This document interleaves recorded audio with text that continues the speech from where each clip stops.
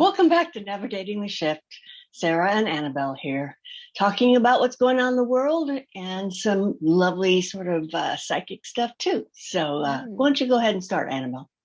Okay, well, a few weeks back, I talked about recording meditations for Insight Timer, the app that you can get on your phone or on the computer, and that I'd been studying the book, the Gospels of the Essenes, and how that Jesus might have been one of these Essenes, and that they were very spiritually advanced people, and they all disappeared about 100 or 200 years after the birth of Jesus, on our current calendar.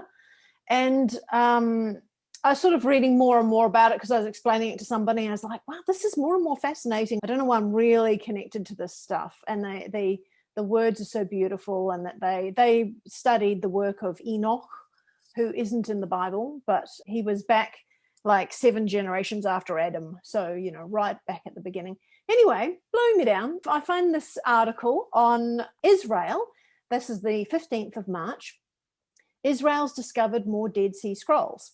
Now, that's where the Essene books came from, or that's part of where they came from. They've also been discovered in the library of the Habsburgs in sort of Germany, Austria area, as well as the Vatican, all hidden away. But these ones were hidden, along with a 6,000-year-old mummified child. And they were found to be dated 100 to 200 years AD, exactly the same time as when the Essenes disappeared. And they believe it was possibly hidden during the Jewish revolt against the Romans.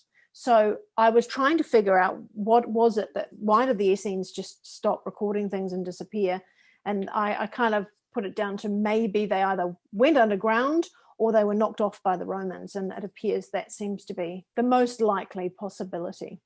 Which one, the first or second? That the Romans knocked them off, because they were not matching what the new Roman Church would be. So the Roman Church was to be church and state together, connected together, and anybody who was in conflict with that, particularly spiritually advanced people that didn't have a lot of weapons, then the idea is that you had to knock them off so that there was no argument about what religion should be.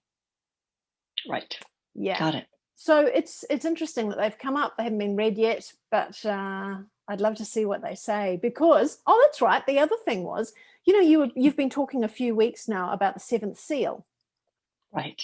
And I got my version and started reading it too. And at the beginning there, it was talking about how the great truths, the real truth, always comes out right at the very end of an age or an era. So I was thinking, does that mean we have got it already, or is it about to come? And then the very next day, this article shows up. So now I really want to know. Yeah, I really want to know what's in those. A 6,000-year-old mummy? That's bizarre. Yeah. Even though the texts are 100 to 200 years AD. Curious. I wonder. Yeah. Could that have been Akhenaten? Well, it was. No, you said it was a child. It was a child in Israel. Oh, yeah. But you think about how these cycles of time go through sort of every 2,500 years, that maybe that was from 2 cycles back from that time, perhaps. That makes sense. Maybe not. I'm guessing here, but it still looks pretty cool. I wonder why they put that mummy in there. Is it to try to get people to think back that far? Maybe this wisdom really is much more ancient than that. I don't know. Could be. Yeah. Kind of interesting. Yeah, well, the Dead Sea Scrolls were found in the same compound that apparently John the Baptist was a part of. So it was the Essene group that was just men only. It was kind of like a monastery kind of idea. And they just had men in there so they could just keep focused on, the spiritual stuff instead of raising families. So there were other Essene groups that had families. Right. Yeah. Interesting. Yeah. From what I understand, Israel right now is doing very, very severe, like scary police state stuff, where you have to have a green card to do anything, to enter stores. They're talking about vaccinating everybody, including children, every 6 months, just in perpetuity. I mean, that and what's going on in the UK, where they're heading that way too. I think this is the straw that broke the camel's back, that these are going to be straw events that are just going to cause. I know there's a lot of protests in Israel already, but a lot of people are going along with it. They were saying that those two places in particular, and this feels accurate to me, are some of the most programmed areas on the planet that just are rigid and locked down into whatever the system tells them it is. So hopefully they can start breaking free, because it'll help the rest of us. We're all getting closer to it, right? I mean, if March 23rd, that's less than a week from the date we're recording this. Yes, equinox around that time. Yeah, on the 20th. And I've been looking at the charts and stuff, and I was like, ooh, these are nice. Really? What's happening on the 23rd that's so beautiful is Venus conjunct the sun. And it has all these lovely trines and sextiles, which are positive aspects to it. So there's just like, it's a blessing. It's good news. It's Venus represents femininity, and also prosperity, abundance, things like that. Bring on the prosperity. There we go. I can't even say the word. I'm so excited.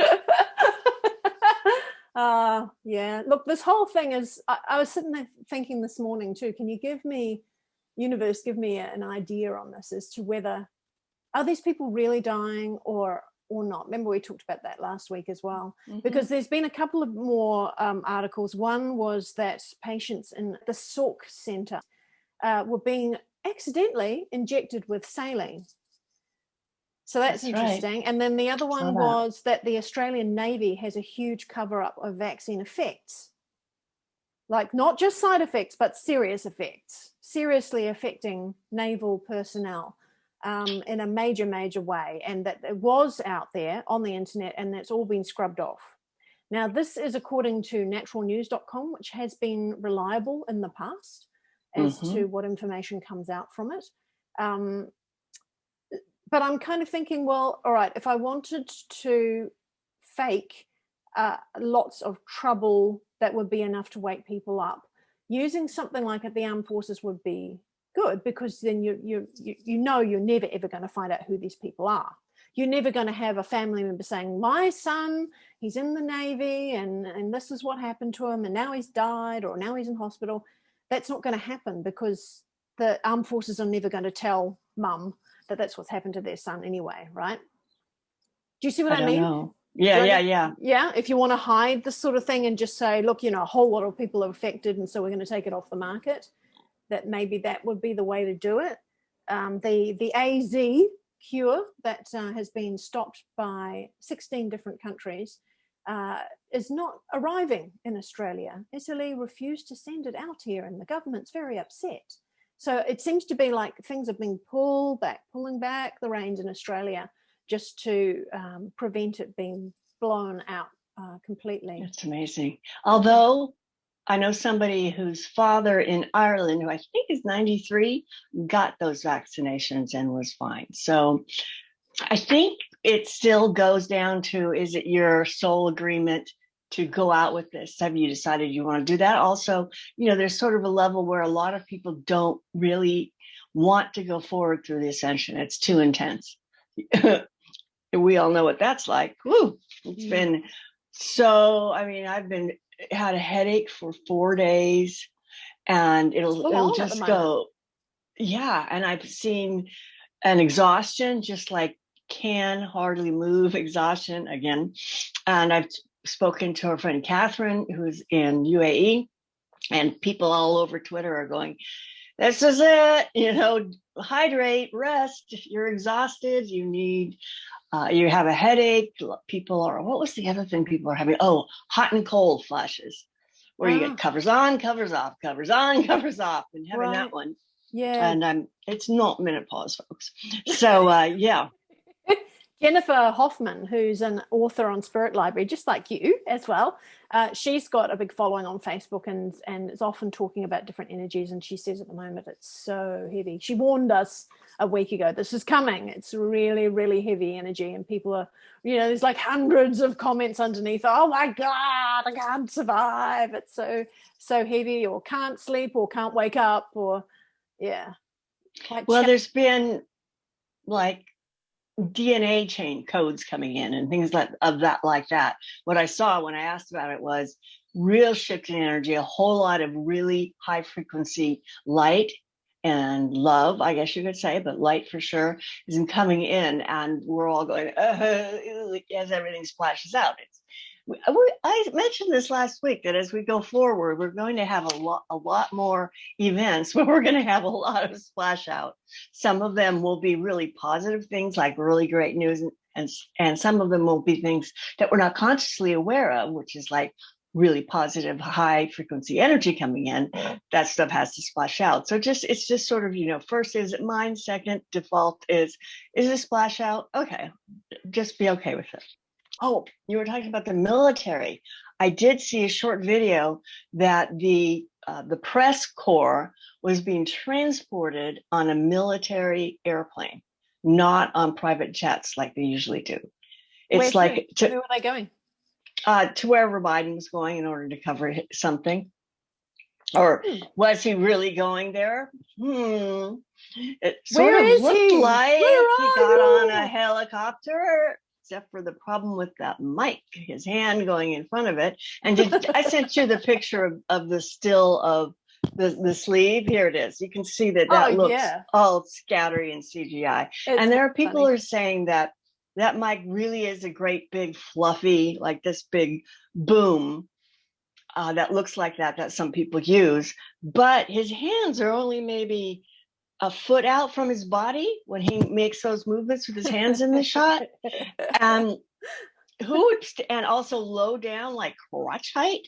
So who sticks this big 12-inch long fluffy thing, right under the hands of a guy at his crotch? I mean, it's illogical. It's not done that way. Believe me, it's not. I used to do television work, and they don't do that. They don't do that. So there's some CGI going on. And another really funny video I saw was General Flynn was interviewed, a very short interview. It looked like at an event by some news agency. I couldn't understand what he said he was. And the guy says, "So we understand that you're pro QAnon." He's like, "What? What are you talking about?" We can have the video here without the sound, but I mean, his eyebrows are going up and down. He's just having a hard time not just breaking into a laugh on this guy. He's like, "QAnon? What's that? Can you tell me about it?" Yeah, blue anon? Well, what's a blue anon? Was that blue anon? Yeah, is that what you're talking about? Oh, yeah. Well, what is it? Can you tell me what it is? And he goes, "Well, I'm not really sure." We'll link all this below, by the way. In the description, I always try and put all the links for you. Yeah. Did we mention yet today about the fake war possible psyop event? Not today. We haven't done that today, but we talked about it a few episodes back. It's definitely worth mentioning. It's one of the last cards, wasn't it? The suggestion was that the last card to be played would be an alien invasion. But then I think it was Magenta Pixie actually that came up with the idea that maybe the last card will be a world war. Fake world war. Nuclear threat. Yeah. A lot of people have been getting this, and I looked into it, and I've been watching. It seemed like the percentages were higher maybe 2 weeks ago, and when I checked in just last night, it was 40%. They might use that at this point. 60% probably won't need to. It just depends on how it goes over the next week. Should have some cards really here close, so I can figure out numbers, right? Yeah. There was actually an article from Myanmar as well that's saying that they have seized all the assets of George Soros. Yeah. Yeah. So, because I was wondering when they had their military coup, because they've had so many switches and changes of power, and I'm like, I don't know actually if that military is on the goody side. You don't know, because there was plenty of, even the American military were under dark control for quite a while there. So I wasn't sure about Myanmar, but if they're getting to that point where they've seized all his assets and getting him thrown Well, not all his assets, but the assets that Open Society Foundation had in Myanmar. When I added them up, it was like 12 or 13 million. It wasn't billions and billions, but still what they had in their country that he had put in banks there. So it's could be the beginning of something. I think so. Yeah. So did you have any visions this week? Yes. I did a meditation this morning, and I spent time with Christ again, which is so new to me. I Yay! was having a headache, and I was tired, and I wasn't feeling good, and I'm like, can I just cuddle up with you a little while? It's very sweet. So I asked, once I was done crying, it wasn't a big sob. So it was just a little bitty. I'm just so tired, man. I asked, what's going on? What's really going on in the world right now? And I'm gonna have to read it to remember what I got. So I heard telepathically all of Mountain View. So Mountain View is a town in Silicon Valley. My dad used to live there. I've been there a million times. And the next thing I saw Christ walk into a room. It was like I was walking in behind him. And on a large table was a naked woman, spread eagle like this. And in each of her arms were little, maybe 30-inch tall demons. And they looked like they weren't quite material. And they were like, like they were chewing on her. And Jesus had a hip satchel, and he took out, remember those rubber coin purse things that has a slit in the front, and if you squeeze them, it opens up, and then he stops squeezing and it closes. So he had that, and the demons one by one were sucked into it. Pokemon. And right, exactly. The Pokemon. Gotta catch them all. It was so funny. It's so funny. And then the next scene was stacks of these metal cages. Each one had a demon in it.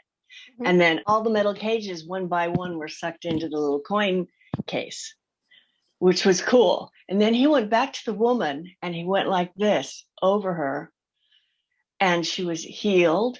And I heard it was just a dream, a scary dream, easily forgotten. Then she looked like she was in her own bed, like she was taken back home. And then I was looking down, and I saw the whole city of Mountain View going into the case. And he put it in his satchel. The last thing was Women for Apple. And I saw what looked like a trade show, and there was a big shiny plastic, like a really big shiny plastic apple there. That was pretty much the end. I'm like, Apple, does that mean Apple computers? A trade show? Is that where they're moving these women in these trade shows there? And I'm sure they have plenty of them. So just so you know, I looked it up. Apple happens to be in Cupertino, which is right next to Mountain View. But what's there is Google, Alphabet, Intel, and also I found a company that I thought was a bit suspicious called Big Panda. Right. And it just like lit up for me. I just, my skin crawled. I'm like, Argh. So if you don't know, look up Panda Eyes. I'm not going to talk about it. So I think that the message was that these people in big tech are being handled right now, and we probably won't hear from it. I'm looking at, looking in the news for Tim Cook and all these other people to see if we do get an announcement. So check for that. It felt like good news, and it was very clear and felt very true. Mm-hmm. The idea of the dream is interesting too, isn't it? How much of this is a dream? Is this bit a dream as well? All the bit that we're living in right now, that's the curious thing. I think, where was it? It was somewhere on one of I think it was JCK's group. Somebody had posted a thing about it all being a dream. And then I said, I relate that back to the book Initiation that you put me onto as well. Such a great book, where she gets to the very end of the book, spoiler, under meditation, she saw her life in ancient Egypt, and that one of the final tests, the last test that she remembers, was going into a sarcophagus and dreaming all these different lives to go through the tests. And then when she comes out of meditation, the rest of her life starts happening exactly as she dreamed it in the sarcophagus through the channeling. So it's a bit multi-layered. But I was sitting there going, very multi-layered. Yeah, are we all lying in a sarcophagus somewhere dreaming up all these lives? and that it's all a dream, just like Jesus And, just said to you know, you. they're all stored in the Akashic records, and we go in and we jump into one here or there, just like in the pre-birth planning, where we have all these moments in our life and have places where we can jump in and experience what it feels like, and all of that groovy stuff in full 3D experience. Oh, the other thing that I got, he showed me an image of the Earth, and then a line went through the middle and it like rotated out like this and then went like that. So it was kind of flat and oval shaped. Oh my God, flat. Ah. I know. And then the next image I got was of the rainbow. So a rainbow is visible light, and you go from red up to purple, right? Violet at the top. And red and violet are colors like right next to each other, but in a rainbow, in visible light, they're opposite each other. They don't touch. So that represented 3D, I guess. In 3D, the Earth can look flat, but in 5D, like the rainbow becomes a tube, I guess you could say. Right, which starts again and starts the cycle again. That the Earth is a sphere, which would make sense. You know, some people are still see it as 3D, still see it as flat. Other people see it as a sphere. It's probably an oval a little bit, but that's basically a sphere.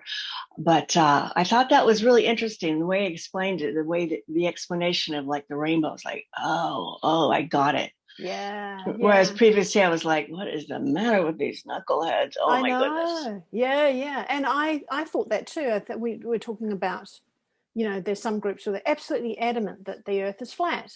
And I kept thinking, I'd like to try and understand that. I'm not going to bash them. I'm going to go, how is it that you came to that conclusion? And how does that fit? Because, I'm thinking along the lines of, okay, get on Expedia where you can see flight times and then measure there to there, there to there, there to there, there to there.